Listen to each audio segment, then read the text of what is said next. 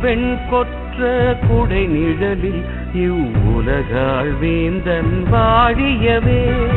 ஒரு வெண் கொற்ற குடை நிழலில் இவ்வுலகாள் வேந்தன் வாழியவே.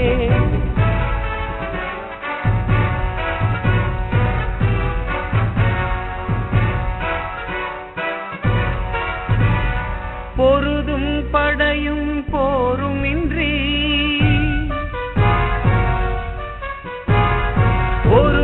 படையும் போருமின்றி இறைவன் அன்பின் நிறைவாரி மக்கள் மனமாள் வேந்தன் வாழியவே. ஒரு வெண் கொற்ற குடை நிழலில் இவ்வுலகாள் வேந்தன் வாழியவே. ஒரு வெண் கொற்ற குடை நிழலில் இவ்வுலகாள் வேந்தன் வாழியவே.